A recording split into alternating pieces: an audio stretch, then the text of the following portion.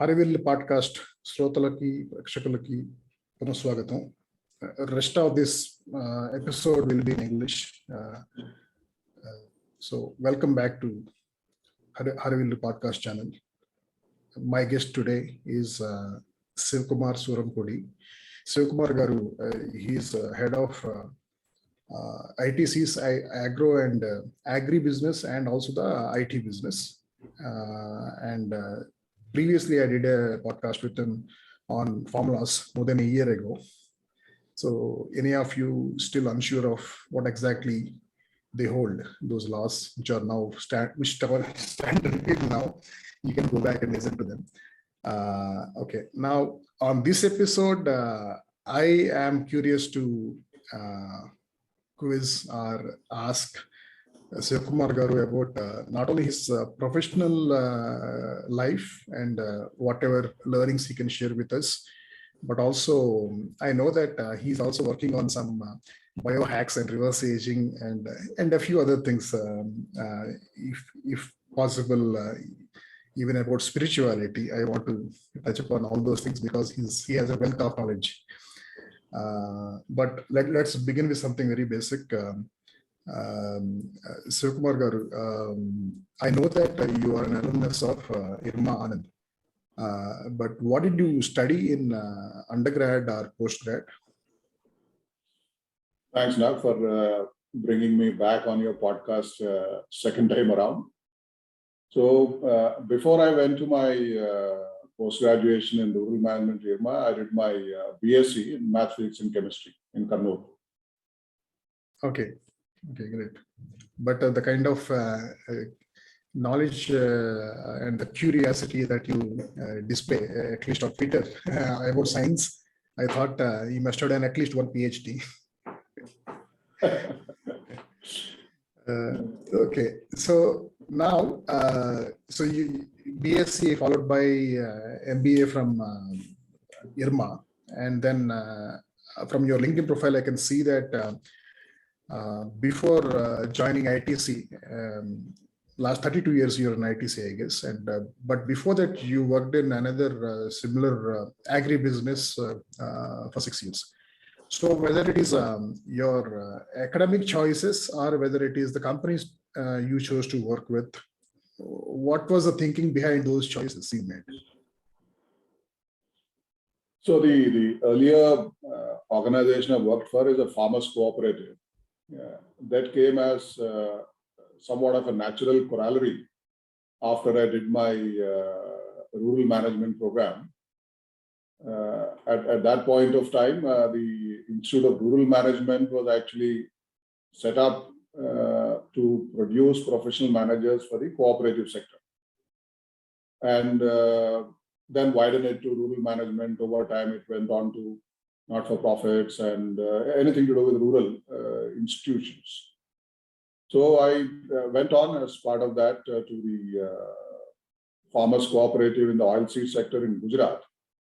And that's where I worked for about 6.5 years as part of the Gujarat cooperative supply chain management, sales, marketing, exports, and many of those functions spread across different parts, Gujarat, and then Northeast, all the 7 states from Assam, and then Bengal, and back in Gujarat. So that was the cooperative sector engagement on the downstream operations. And the objective of, in the first instance, choosing to join rural management and then farmers cooperative and subsequently ITC, in a way, all around the same thread. The concept of the fusing what otherwise are two different ideas. There is management was always associated with business management, and rural was always associated with development. So the idea of fusing rural development with business management and therefore improving incomes of the rural people using business and enterprise as a means was the whole idea of cooperatives, and that's how the whole discipline of rural management was born. And therefore, I was part of that. And this shift subsequent to ITC was when I felt that the same idea and in some sense a professional goal for my career, saying making that difference to rural people in terms of their incomes, will probably get much better served with the far wider strengths that ITC has, which also, of course, further consolidated over the subsequent period I was here. So that's how I shifted. So this is, in a way, yes, my second job in 40th year of my career. I passed in 1983 from IRMA, and so it's a 40th year, 2 jobs in 40 years. So, but I want to go back to actually the choice you made after you completed your BSc as to why to go towards rural management or managing the agri business. Actually, to connect that dot, one has to go back, say 2 more dots to connect. Why I went on choosing BSc, and then what happened there, and which led me to doing rural management. I mean, obviously, this goal of my professional career that I just mentioned was not something that I had started with. As I grew up as in my school, it was an industrial township, and the district collector used to be the chief guest for literally almost every program in that town. And as a school kid, I thought, okay, district collector is an interesting kind of a career option. And my father was an engineer, and a natural choice that one would take was an engineer. But I said, this is something that I would like to do. And those days, engineering used to be a 5-year program. And the other liberal arts, science, all of that is a 3-year program. So I said, if I were to do actually engineering as a natural interest that I would have from my father, I would waste 2 years before I get to civil services and be a district collector and so on.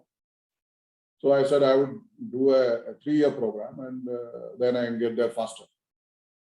And it so happened that, okay, I wanted to do the undergraduation in this college called Silver Jubilee College in Kurnool, which was set up on the occasion of Silver Jubilee of Indian independence. At that time, P.V. Narasimha Rao, the Chief Minister of the state, and as a gift to the nation and the state, he said, okay, this is what we will do. And that college is well known to produce several people into the civil services, whether it is IAS and IPS and all that, and thereafter to other management institutions and all that. So I thought I'll do it there.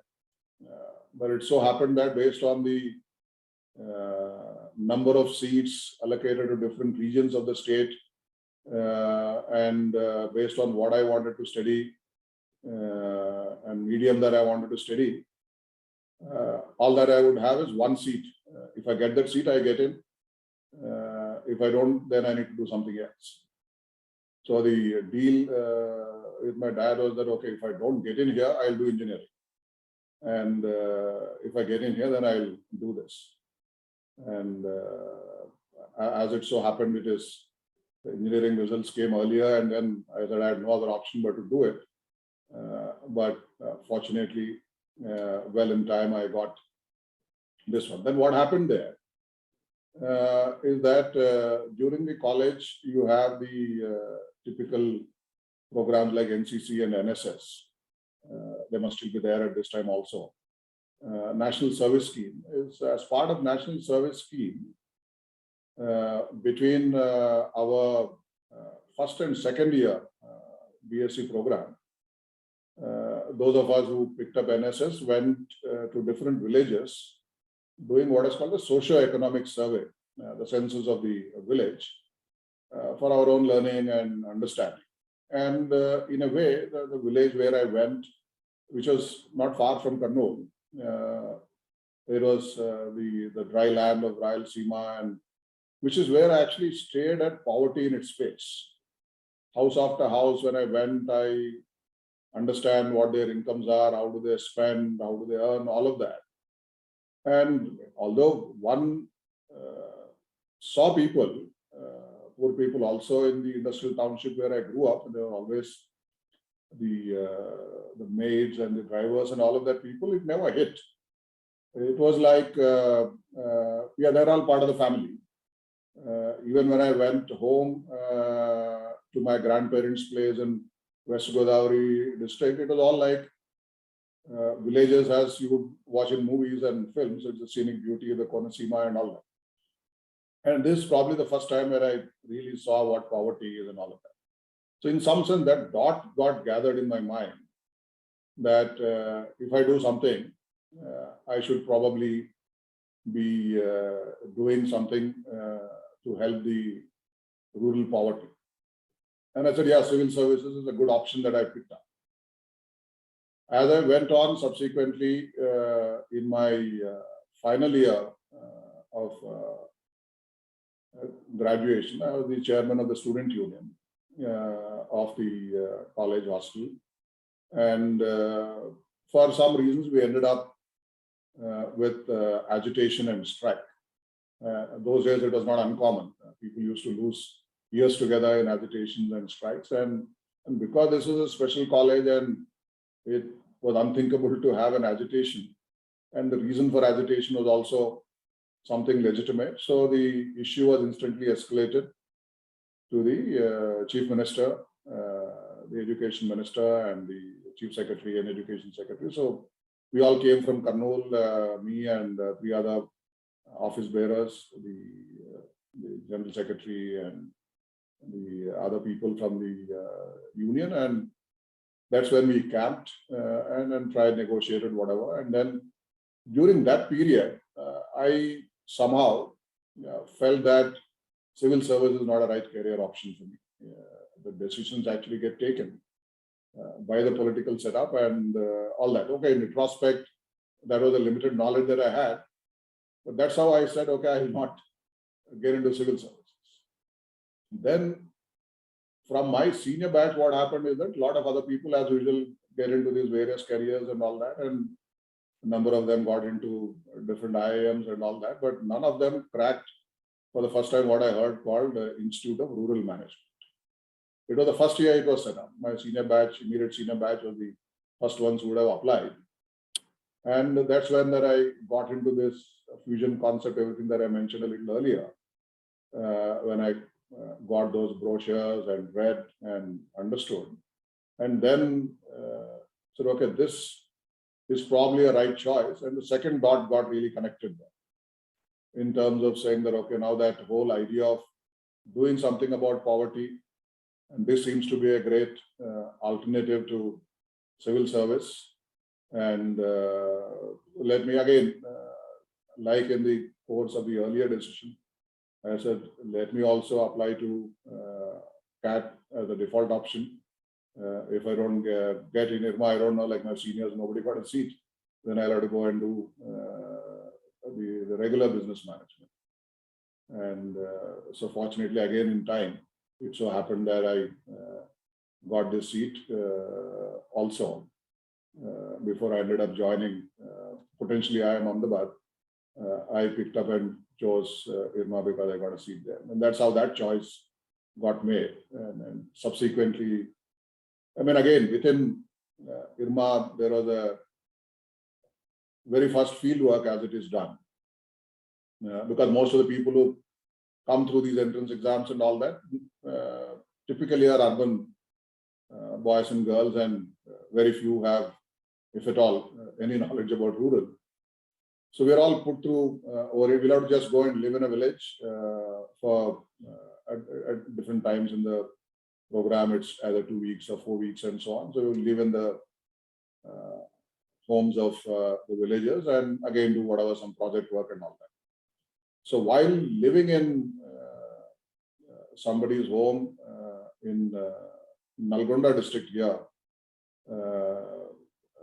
that was part of my fieldwork program, I came across and understood the earlier dot much more deeply in terms of how all the hard work, the risk, the entrepreneurial efforts that the rural people take, all of that just is burnt in just staying where they are. It's literally like running on treadmill.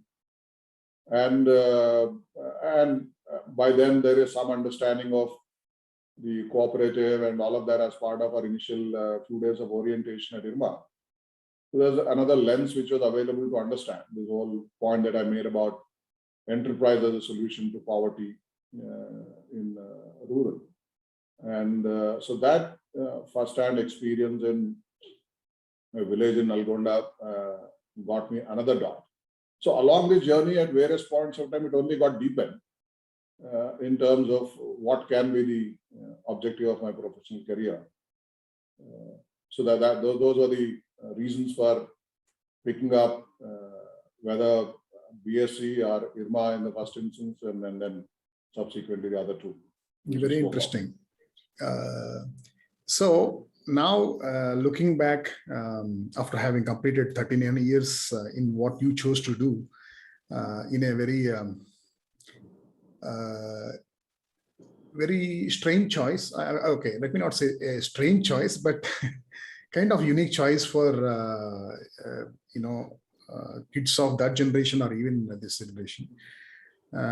But having done all that, having gone down that path, what gives you the most satisfaction among whatever else, among all those things that you have done in ITC and in the previous company, to add value, to do some good to that rural community development? What gives you the most satisfaction? Yeah, staying true to this goal and aligning the professional career to it and integrating the organizational objectives it's a journey. It's all in the making, because even after 40 years, there is still some way to go before that goal is realized, and it's a probably a perpetual kind of a goal, because it comes in contrast with what's happening to incomes of the richer people and urban people and so on. So that would continue. So therefore, I think staying true to this in journey, and everything that I learned along the way, every opportunity that I got along the way, got aligned with this. So that journey, I think, is what gives the greatest satisfaction, irrespective of what kind of a role that I'm playing and how it can get really integrated with this. Okay, that's very interesting because I mean, for example, e-Chowpal, I thought, is one of the things you would say. Are there may be many more things, but I'm actually glad that glad about what you said, that you could stay true to this whatever purpose or commitment you made to yourself 40 years ago. So that's e-Chowpal absolutely is one of the instruments along this path. After many things that have been done over these years. Yeah.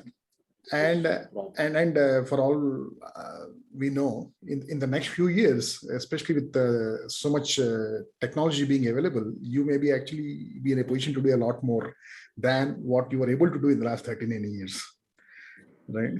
Yeah, I mean, like always, the exponential curve really shows in terms of what can happen in the immediate past or immediate future, as opposed to the far forward past, things like that. So obviously, a lot more can happen. Digital is the extraordinary opportunity to really hasten all of this kind of a journey. As we speak, there are 1,200 agri-tech startups with over $2 billion of investment that's been achieved just in the last 3-4 years. Many of them are maturing, and Echopal of ITC that you just mentioned, we are in our 4th avatar, so to say, with a super app called ITC Mars. Mars is an acronym for Meta Market for Advanced Agriculture and Rural Services.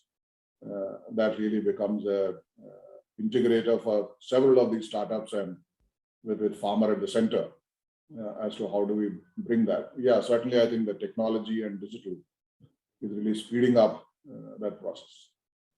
And I hear that even Government of India is planning to create a digital marketplace.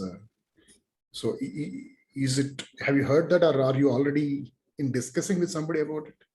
As far as agriculture is concerned, there is an agri stack that the government has put together. There is a consultation has been happening for 2 years. It's also gaining some pace now. They have put together what is called IDEA, an abbreviation for the Indian Digital Ecosystem for Agriculture.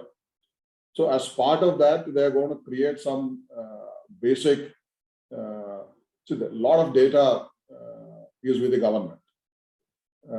Every one of these digital players, whether it's a smaller startups or larger players like other solution integrators, our state governments also have their own digital interventions. All of these require data. Instead of everybody reinventing this wheel, so government's idea, AgriStack, what it does is that, one, of course, a few things get standardized so that interoperability is pretty good. Things like what should be the farmer code, what should be the land code, what should be the crop code. The basic things of this kind should be standardized so that each one of us, what we do is at the core has the same standard. So interoperability is something which exists. And of course, they'll also, as to how do we really exchange this data that they have, and what could be the basis, what are the privacy issues for data, and those kinds of things. And then create certain basic architecture, because agriculture is still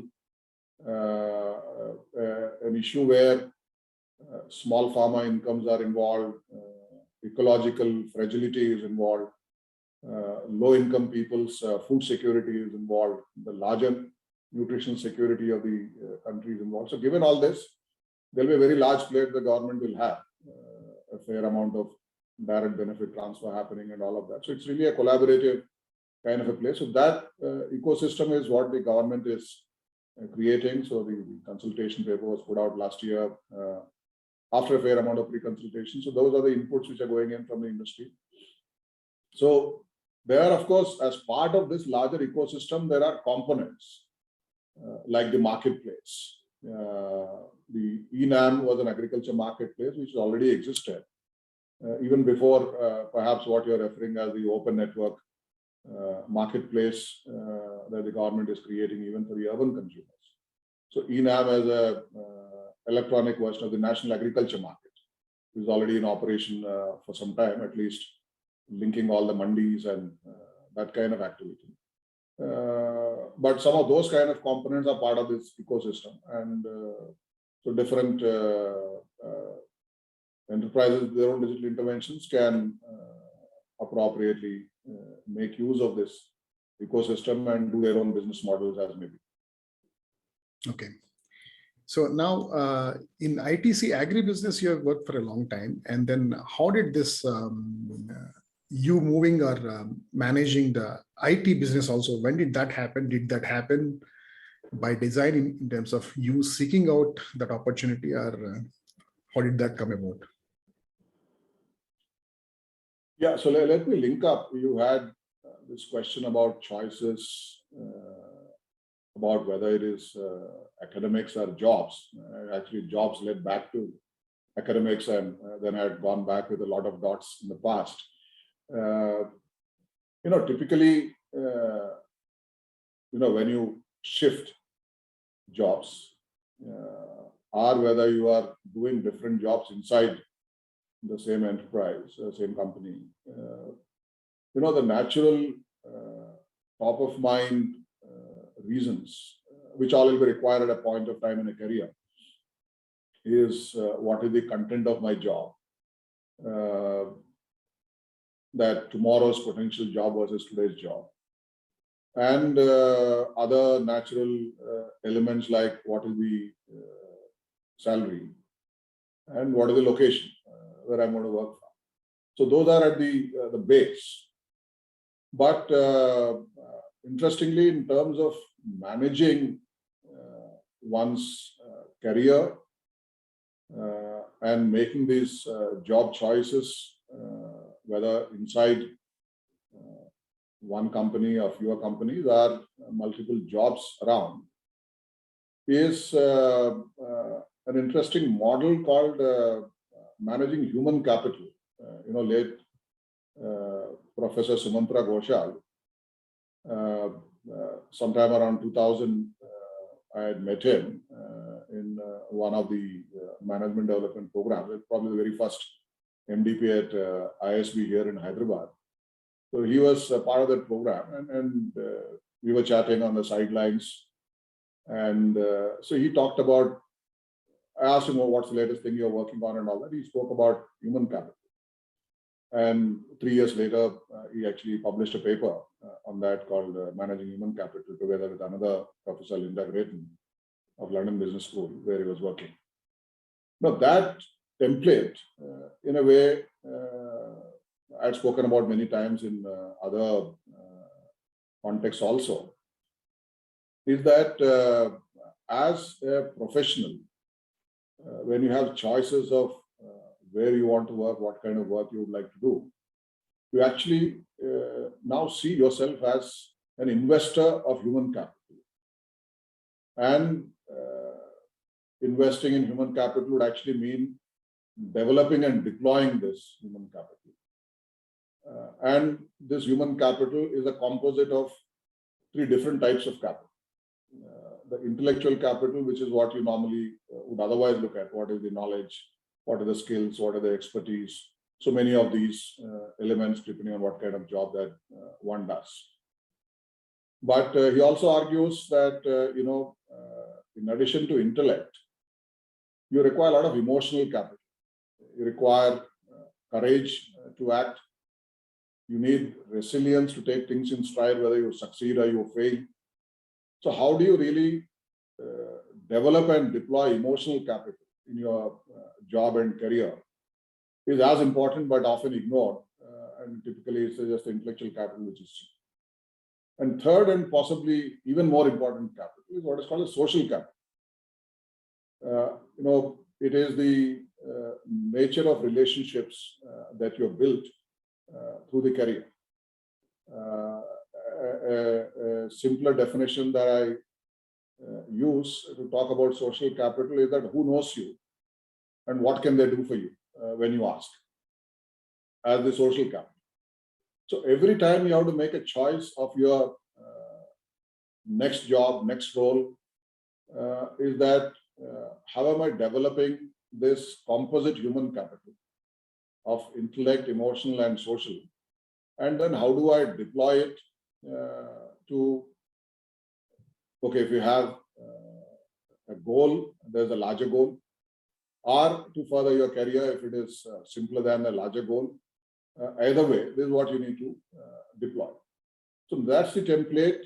Whether a few times I had looked in these 32 odd years in ITC to say that should I be exploring a role outside, or should I be looking for an additional responsibility or a different role inside ITC? It's the same template which I have used. When I take on this, will it expand and deepen my intellectual capital? Will it make me a lot more resilient and robust for my emotional capital? And will it give me an opportunity to network with a lot more people who then, and when your aspirations are larger, you have only so much intellect, so much of emotional capital. You add a few more things from your teams and organization's capabilities. But when there's a gap between your aspiration and your other two capitals, what can bridge it is social capital.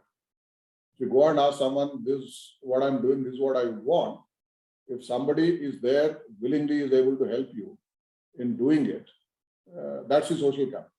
Therefore, your aspirations, when they are much larger, it is possible to leverage social capital. So those are the kind of elements which are there. And in a way, the addition of IT to Agri happened partly by default and more by design in due course, is that when ITC was diversifying and expanding in the year 2000, IT was carved out as a business. And so that was the time in 1999, 2000 when the eChopal model was conceived, and IT was core part of executing, both conceptualizing and executing that model. And therefore it was felt that, ITC as a diverse organization, drawing synergies across multiple capabilities and business of ITC is at the core of ITC's corporate strategy. And therefore these kind of inter-business engagements were opportunities that got created. And over time there I saw that, as Agri can be digitalized as every other aspect, and a lot of things out of a B2B context in Agri, that business which is done can be deployed in IT. In all of these, the role that I now play is that of an oversight, mentor, and coach of the multiple chief executives that are there in those businesses. So it's not an operating role in IT and an operating role in Agri or in other areas like social investments and sustainability that I have. Is that mentoring and coaching and oversight of these roles, a lot of commonalities that one can bring, and aligned with my own larger goal when I see that we just spoke about how digital can accelerate. So that certainly played as the design element of how that role got added. So in this, managing a human capital link is for each of these different roles that I play now. I see in terms of how each of them can be reinforced and can therefore help in discharging that role much better for the organization, and in the process subserve the professional goal that one has. So it's a somewhat a deeper kind of a framework for choices in terms of how a role gets added, and obviously there are career conversations that happen inside ITC. You say, okay, this is what I'm doing, this is what I'm interested in, and okay, when there's the right opportunity, what capability you need. All of those questions happen on an ongoing basis for shaping careers of people. And so to that degree, I'm also fortunate that some of these were integrated into my role as I went along. So it's just like 32, 33 years in one place, but literally no 2 years were alike in terms of the nature of job that one was doing. Yeah. Okay. So one thing I noticed about specifically ITC is that people have long careers there. So what is it that ITC does well to retain people and retain good talent? See, for one, this is an extremely entrepreneurial culture. We call it actually in ITC, it's called a preneur culture, as a professional entrepreneur. So if you have ideas, you can bring them to life. And you have the diversity which is in ITC, because of which not only career progression which is vertical. There is also horizontal and diagonal. That is also something which is possible in many of the areas, whether it is in the management area or in the technical area or in the other services areas like HR and finance and many of these. So given the diversity, that is also there. And therefore, in a growing company, when you have opportunities of this kind, where your own personal aspirations can really get fulfilled, depending on whatever they are, people do stay back. It's just that, like I had explained in my case, to say that not every round of thinking, when you say, okay, this is what I can do here, this is what I can do in an alternative place, more often you end up that, I can do much better here. I think that's what really helps. Not that there is no attrition or anything, attrition does exist. And then, like I also mentioned in an earlier point, that there are career conversations with people. So between aspirations and current capabilities, where are the gaps and how does one strengthen and build them? So I think all of this creates a climate where people see that it's much better fulfillment inside ITC. That's why people stay back and build their careers within ITC. There is a larger purpose which then binds all of this together. That it is not just earning more profit, returning more capital. A few decades ago, the larger purpose of ITC also was well articulated and defined, and then that continues to be lived. That it's a triple bottom line philosophy. That you certainly earn more profit, which is the economic side, but you also do it in a manner which is socially and environmentally also responsible. You are adding enormous social capital, you are adding enormous environmental capital. And so when people see what is the purpose of the organization that I'm aligning to, or as an individual, what's happening around me in a world. So there is also that larger why that is there. There is a typical what and how in terms of how do I do my task and how am I enabled with all these areas of gaps that are filled that I talked about earlier.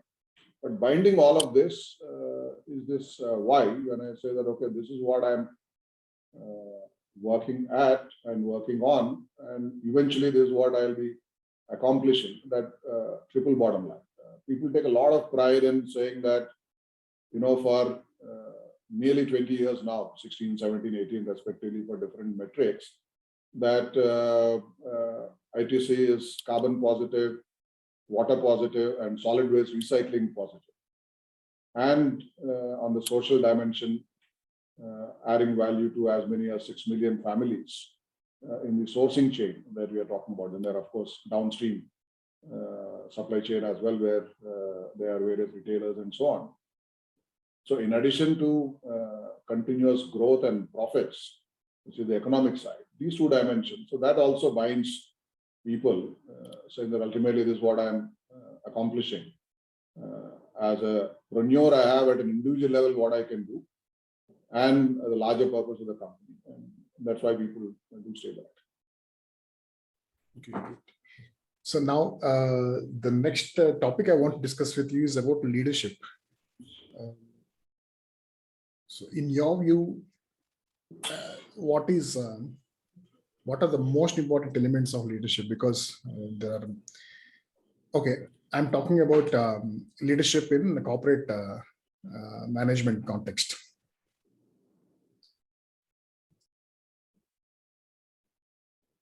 No, leadership, like we began the conversation at one level, staying the course and true purpose, there's an ultimate end vision and all of that. And when people see you have that intellectual integrity of what you are working towards, and whether it's a triple bottom line that I talked about just now in the ITC context, or in my own personal context, what are the larger professional life, and that intellectual integrity and honesty to the purpose and being true is a very, very important element from a leader's perspective, and how this is then lived. Other important aspect is that how do you really communicate this and align and inspire others in a manner that everybody sees their own aspirations fulfilled in it. It's not that someone else's dream I am fulfilling, but together we are achieving more, and in the process I'm also fulfilling my own dream. That's when people get inspired like that. That's another very important element of leadership that I would say.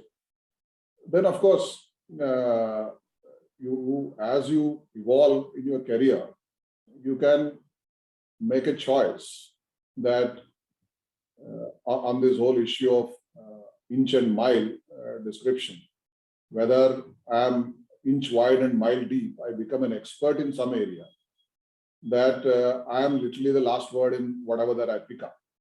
So you can choose a field like that and become an expert, and then you can lead. So that is one choice, depending on your own area of interest and how one pursues. And the other is the prospect of just inch deep, but you are a mile wide, by saying that, by to put a productive use to that as a leader, you are actually becoming an integrator. When you are an integrator of multiple such mile deep expertise from a consumer perspective or other stakeholder perspective, and then deliver it, that becomes the other aspect of leadership. So you can be an expert in a specified area, or you can be an integrator of multiple area of expertise from a stakeholder perspective and deliver it. So operationally, this is how it translates in terms of how you're building an expertise, besides the earlier point on staying true to purpose and then inspiring everyone to see their own dreams and goals getting fulfilled as part of that. So as a leader, what did you find more challenging relative to other aspects of being a leader? See, one of the things is, how do you really demonstrate your vulnerability and be a co-learner in a journey? Quite often, the expectations from people is that you know all the answers. When you are a leader, okay, I have a problem, I come to you, and probably you'll have a solution. In today's world, which is really complex, in many of these areas, it is not as if the leader, in whatever role that one is playing, has all the answers, has all the solutions. So in a situation like that, how do you really demonstrate the vulnerability that you don't necessarily know all the answers? Together, we need to discover those answers and then move on. And what role you can play as potentially as a mentor, a coach that I mentioned a little earlier, or in harnessing social capital from elsewhere, are making your whole ability a little more resilient from an emotional perspective. And then together you discover. I think that aspect, first of all, it's in a normally egocentric world, if you are a leader and if you arrive and if you are more senior in an organization, you believe that I can't demonstrate or show this side, that I don't know the answer. So I think that aspect is really key and not easy, that I see amongst many leaders. And when you do that, in fact, people participate in a lot more interesting ideas, a lot of innovation happens. So this is an often less understood aspect of leadership. Yeah, that's a good observation. But I'm assuming that that's probably one of your strong points as a leader. So what I am curious to know is what you felt more challenging when it comes to leadership? Which aspect of leadership? Leadership? Yeah, to be able to do this as a leader, so that a psychological aspect of saying that I don't know, let's search for it together. We are innovating not necessarily a best practice from yesterday, but a next practice for tomorrow. I think that whole paradigm and engaging with people and co-evolving things is something which is important and continuously, you can say, strengthening. This is one item. I don't know what you're looking for as a challenge. If I understand that better, maybe I can respond to it. Yeah. What I mean is whether you found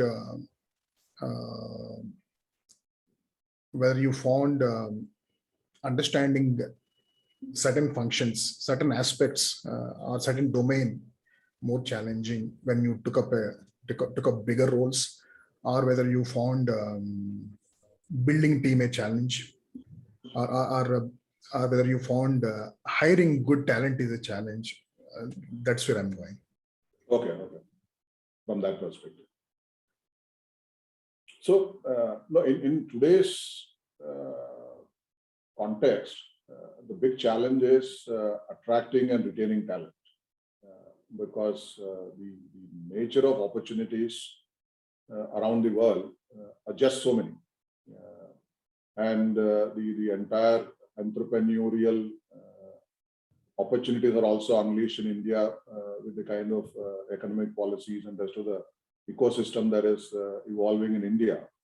And therefore, how do you really attract and retain talent is one angle, which is really important. And therefore, the whole issue of the larger purpose and why, and some of them become relevant there.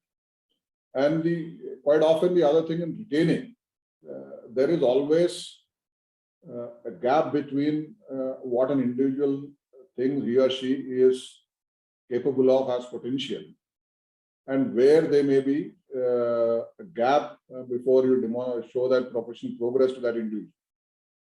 Because not everybody is 100% perfect in everything.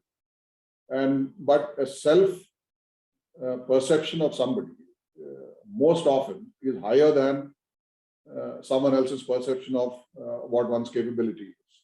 Now, to explain and reason with people to say, no, this gap exists and therefore this is what you need to work on, and therefore whether it is retention or whether it is progress.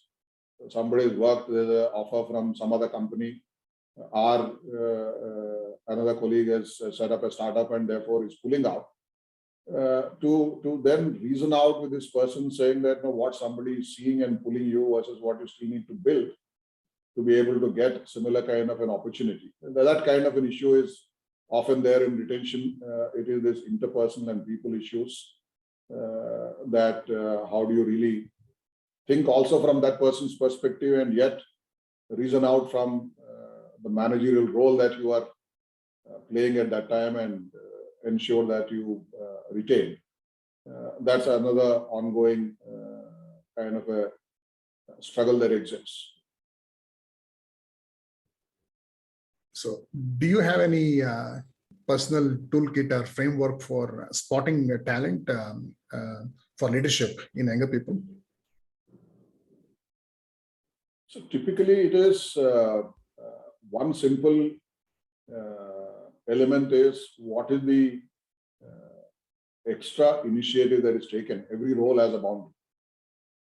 And is someone really looking beyond the boundary and taking initiative to do something or to bring up something is one very important element. The second is quite often when a task is assigned to people at entry level, whether someone, or even for senior levels also quite often, people come back and say, task is done or not done. I've done the task, but how many of these people really think about the outcomes? You go and meet somebody, yeah, the meeting is done, but whether the outcome is achieved. I've created a new brand, whatever be the task that is there, which is short-term meeting or whether it's a long-term of constructing something. So how outcome-oriented you are is another aspect of this template or a toolkit.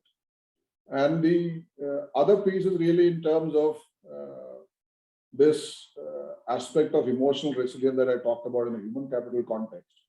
Is that whether somebody has that tenacity to stay until this outcome is really achieved. Because quite often you'll have hurdles along the way. There are, of course, tailwinds that support quite often. There are headwinds, whether somebody is able to stay course and have that kind of a tenacity. As the 3-point formula that I would really see, that whether somebody has an initiative, whether outcome oriented, and whether tenacity is how we would look at the leadership. And then, of course, these are going beyond the observations. One is tested on the job in different kind of assignments.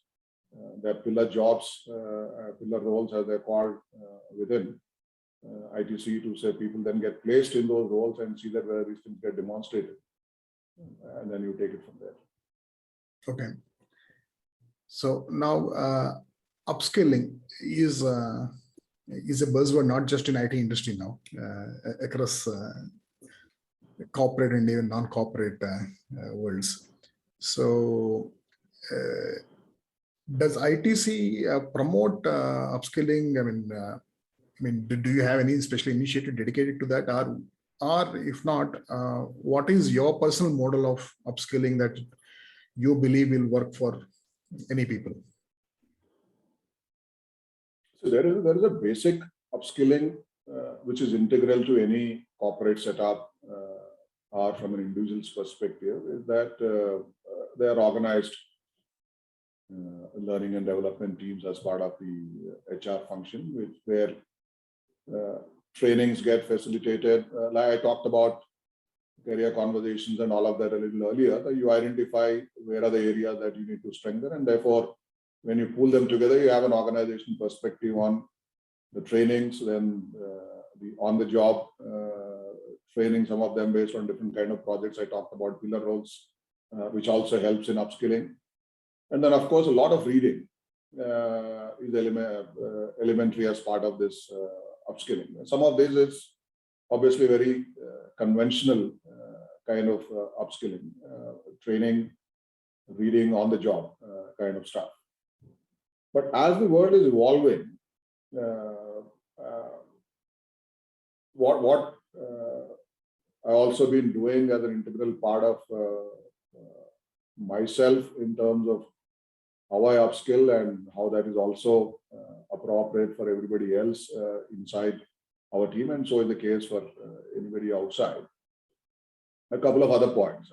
One is that all this thing of training on the job and all of this linked to saying that okay, there is someone who knows the answer, and therefore you learn and then you move, which may be relevant in many areas of technical training and some of those kind of things. But in consumer-centric, other stakeholder-centric evolution of business models and managerial elements, the constant discovery that is required is the new upskilling model that is there. So one, let's say, just 3 components. One is that you require ability to insight.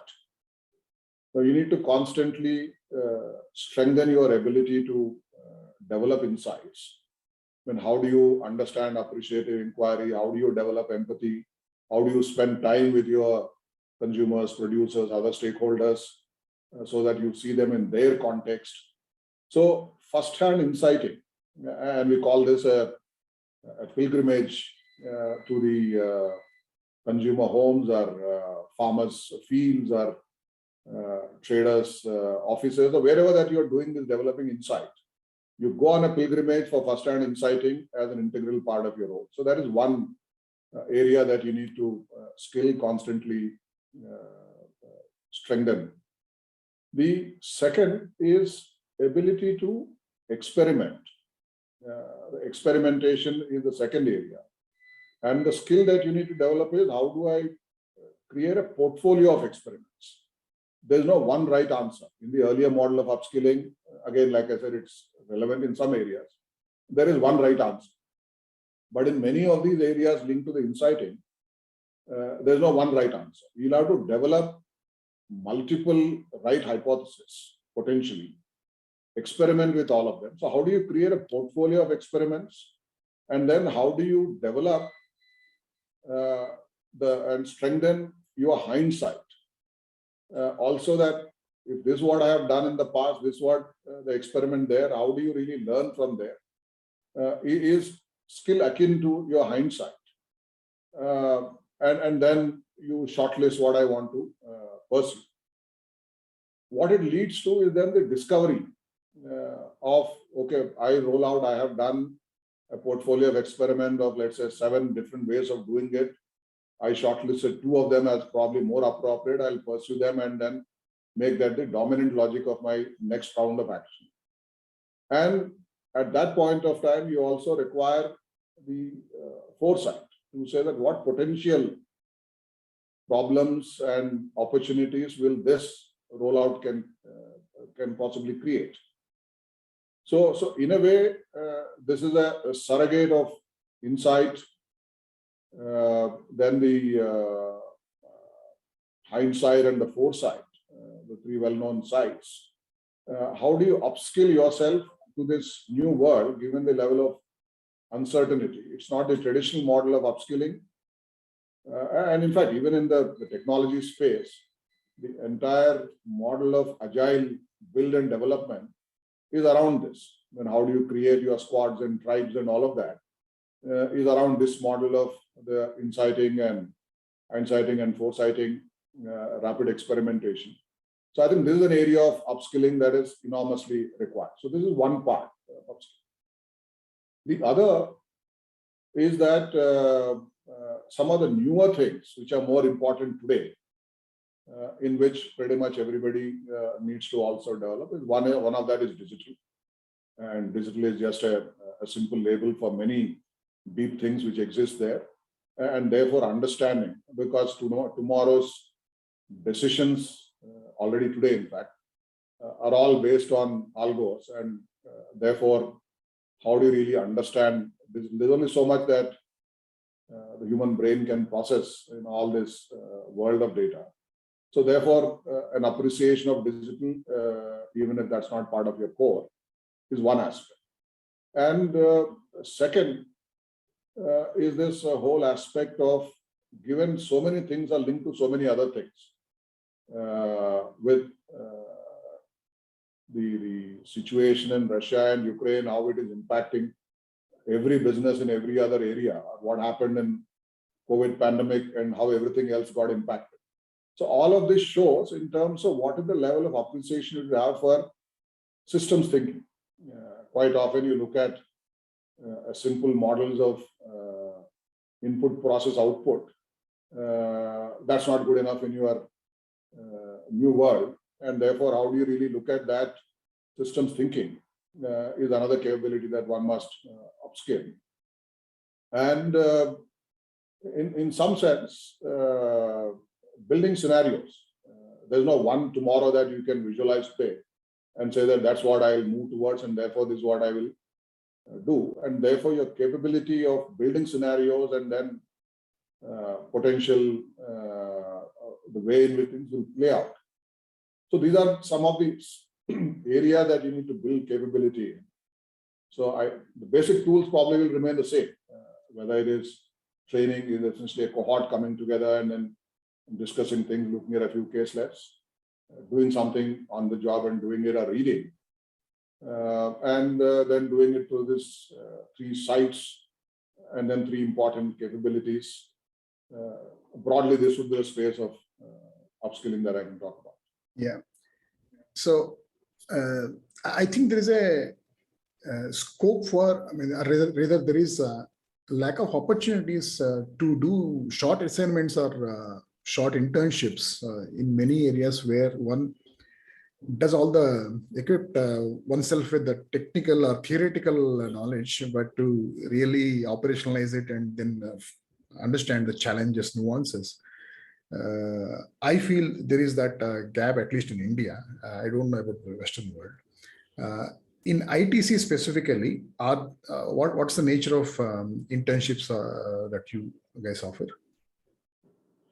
Yeah, there's a fairly strong interface with the academia in ITC. There are multi-tier internship programs. The flagship one branded as Kites, which to all the top tier technology and management institute students come in. And given the typical rush for the recruitment time, interviews and all that, the internships become the first stage at which somebody is evaluated. The usual PPOs and PPIs happen post that. So that is one.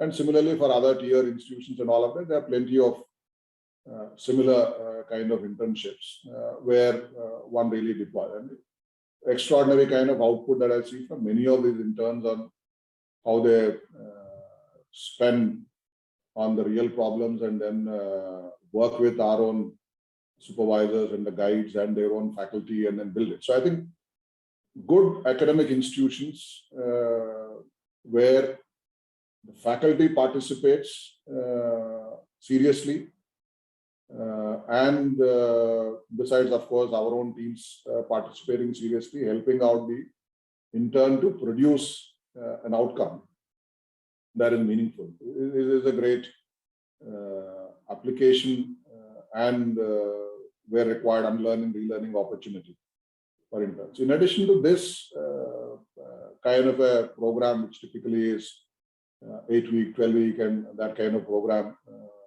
in multiple rounds in a year, quite often we have many short-term assignments and programs also with many institutions where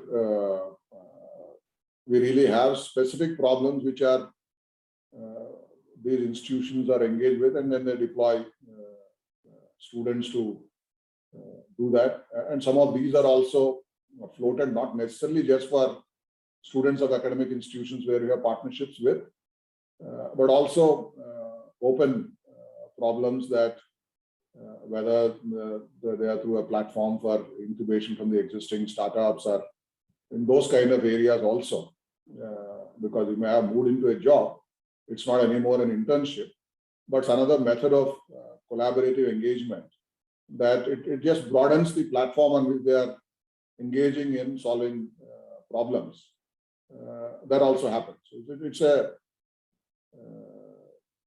365-day affair with one or the other kind of activities from all these kind of multiple areas. And we see that that's an infusion of a lot of fresh thinking into whatever that we do. So it's a very important area from multiple perspectives. Okay. So if somebody who's in mid-career and they want to pivot, let's say they want to from say finance, they want to get into supply chain management, and they feel that ITC is a great place to. I mean, ITC is a great company that does very well its supply chain management, and if they want to do any short assignment or internship, a 35-year-old guy, let's say, will they get that opportunity? No structured kind of a programs like that are because that's just a once-off from an individual's perspective. Because then it is not as productive from a company's perspective in terms of how these things get managed. If one is looking for inter-functional kind of shifts and therefore how do I learn, it's very unlikely that we will see that kind of an opportunity. But it is a where there are specific problems are getting solved, and then you are part of somebody who's associating because of that, then you demonstrate there could potentially be opportunity. But inside ITC, this is not uncommon. As part of career conversations that I mentioned, there are a lot of people who move from some function to other function and actually do it as a short-term kind of a assignment in the first instance, and then demonstrate both for oneself as well as to the company, and then either can take on that role going forward or get back to the earlier role or a third option potentially. That's not uncommon inside ITC for the current people. But to provide that kind of an opportunity for outside is quite rare. Okay. So now, probably my last question on this episode is on work-life balance. Based on whatever you have gone through in the last 40 years, based on what you feel good about it, based on what you feel not so good about looking back, what advice can you give to especially the younger generation to how to manage that work-life balance? In the last 2 weeks, I was asked this question twice. That is the third time. And as the thoughts evolved, in fact, potentially it will be a blog post soon. Interesting title I had come up with while I was doing the second answer. It evolved from the first and then moved to the second, and probably in some shape today. And I'll build on that, and probably by the time I get to my blog post, it will get refined a little bit more. Work-life balance, the title at least I have is the physics, maths, and chemistry of work-life balance. Balance is actually a physics concept. Obviously, I go back to my undergrad when I'm talking about physics, maths, and chemistry. Either you're trying to balance something, and it's a work and life. First, you need to delay a work and delay a life. Work, I already talked about the human capital, the three elements in that human capital. What are you balancing? Work is not just the tasks for today, but you're looking at how do you managing your intellectual capital or emotional capital as well as your social capital. Now, similarly on the life, life again has got, let's say you can do it many different ways, but once again, three. You would see many threes in my conversation because one of the adage I believe in is that there are only 4 numbers in the world: 1, 2, 3, and many. So once you cross 3, it becomes just a little too much to digest. Anything less than 3, it's very unlikely that you have thought through from multiple perspectives. So we have lots of 3s in my general mental model.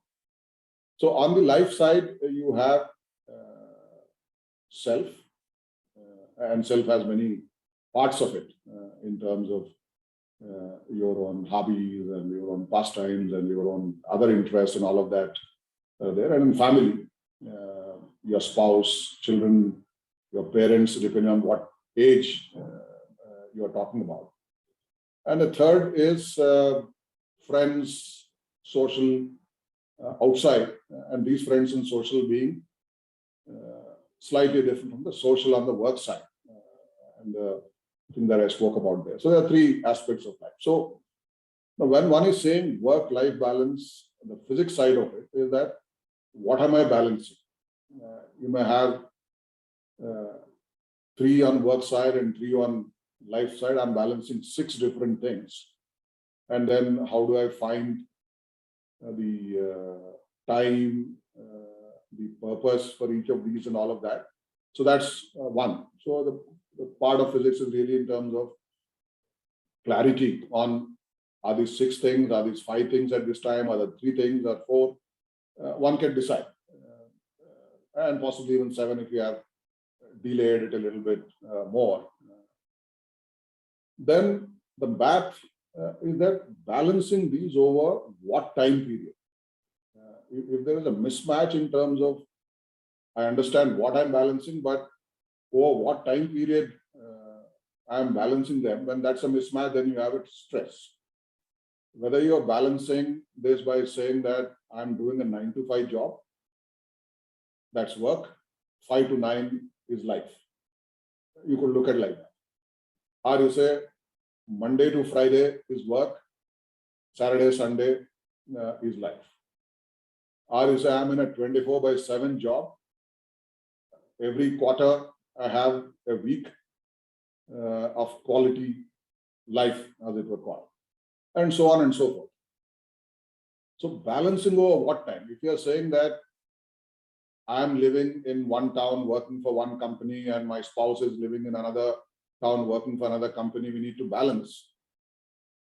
Probably balancing over a weekend becomes far more important than someone who is balancing on a daily basis or a quarterly basis. So it depends on your career stage, life stage, as to what am I balancing over. In my own 40 years of career and my own personal life along this time and all of that, I've gone through balancing across all of this.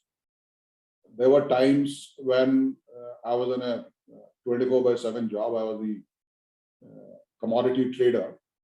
So my work would start by the time Japan gets into trading and will end only when San Francisco sleeps. So that means literally there is no time in between that you have. And I had 3 fax machines at home and 1 telex machine from that era. So when the only way you could balance, and that was the time my children were just born and they were young in the schooling and all of that. So the best way to manage at that time was literally a holiday of 1 week every quarter where nothing else then matters. Because on a day-to-day basis, you won't be able to do that. And those are the days when Middle East was still operating on with a holiday on Thursday, Friday, operating on Saturday, Sunday. Therefore, you didn't have that weekend also like that. Middle East is an important market for India. So that really is the maths in terms of what period you are really balancing. And in everyone's own journey at different points of time, one would have all of these happening, as it happened in my case. Then there is the chemistry of work-life balance, which is really that all of this is not a decision by yourself.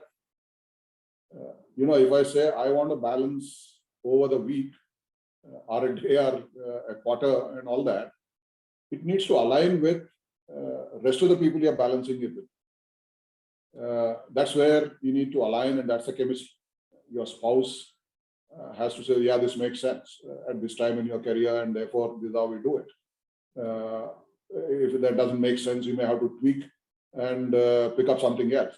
This also could be one of the reasons as to why you make those job choices quite often.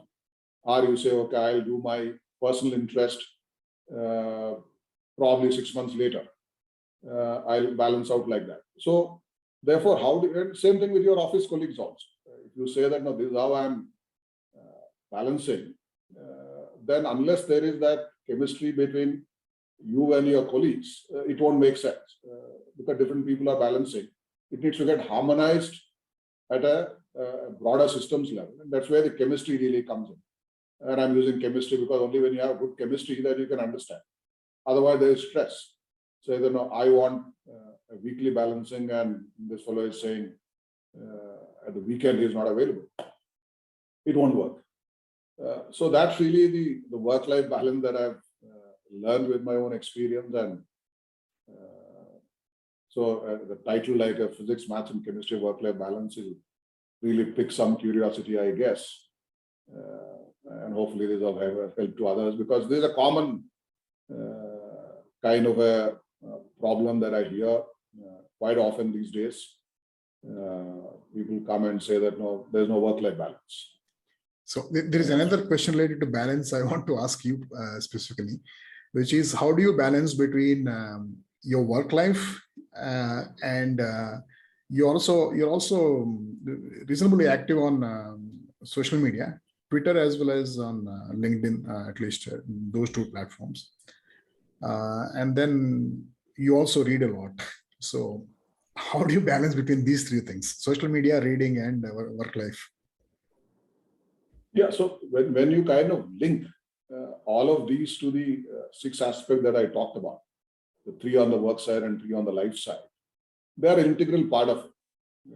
If I'm on social media, engaged on a few things, either it goes into learning something more, which is linked to work, or it is engaging with somebody which is on the personal life side, or you are expanding your network in terms of the social on the work side or social on the person side of common interests, and it could be any of these. So very similarly, if it is personal, whether it is my home garden or my photography or any of those kind of things, identically it gets integrated into any of these.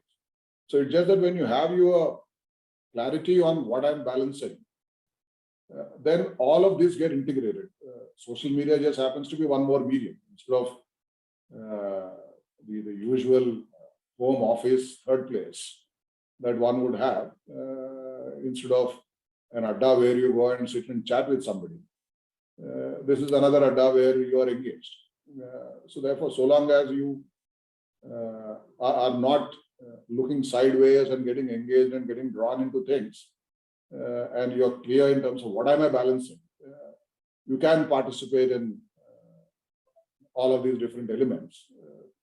Just that at different points of time, engagement can be a lot more or a lot less, depending on what is the kind of priority you are giving at that point of time to something else.